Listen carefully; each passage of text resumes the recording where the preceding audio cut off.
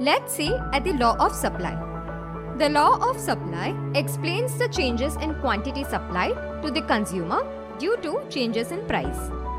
The relation between price and supply is direct because higher the price of a commodity, more is the quantity supplied, and lower the price of a commodity, less is the quantity supplied. Let's see at the symbolic representation.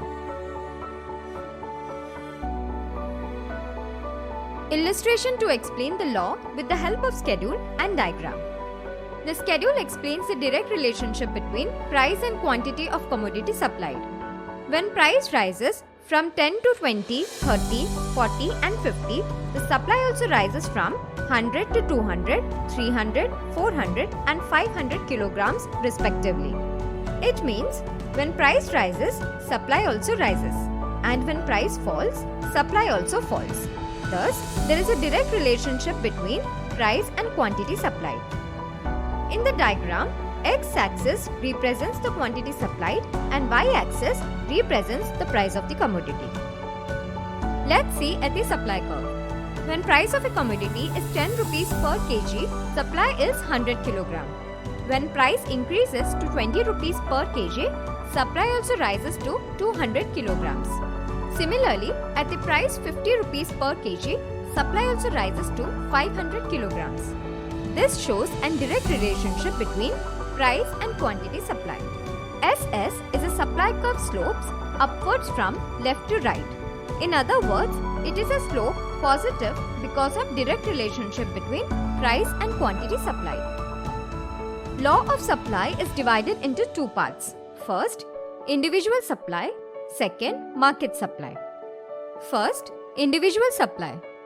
Individual supply is the quantity supplied by a commodity by an individual at various prices in a given period of time. It can be represented in tabular format called individual supply schedule. Price of a commodity in rupees is 10, supply of a commodity in kgs would be 100. When the price of a commodity is 20, supply of a commodity in kgs would be 200. The price of a commodity is 30 rupees and supply of commodity would be 300 kgs. The price of a commodity is 40 rupees and supply of a commodity would be 400 kgs. When the price of a commodity is 50, supply of a commodity in kgs would be 500.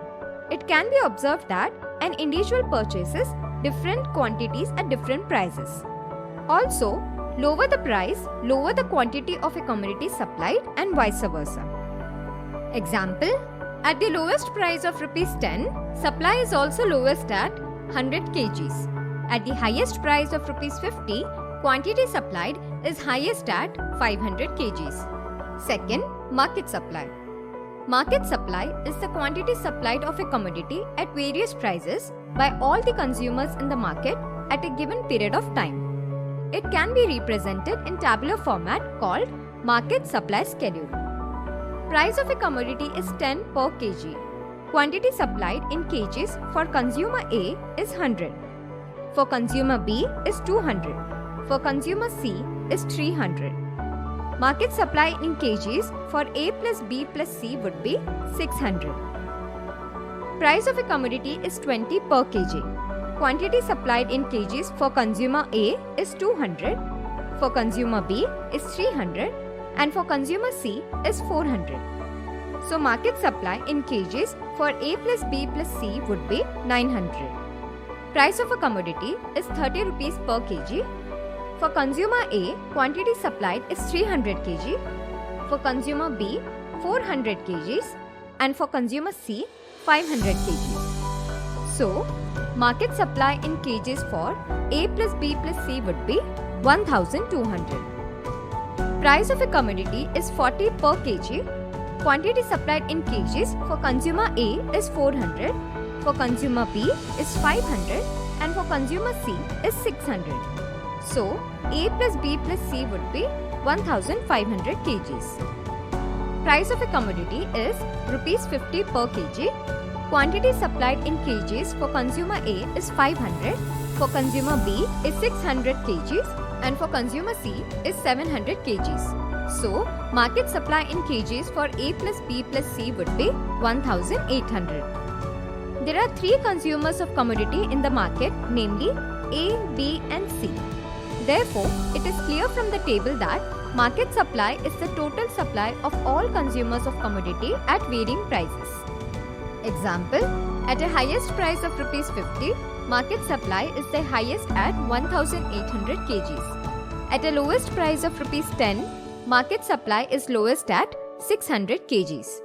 Market supply varies directly with the changes in prices.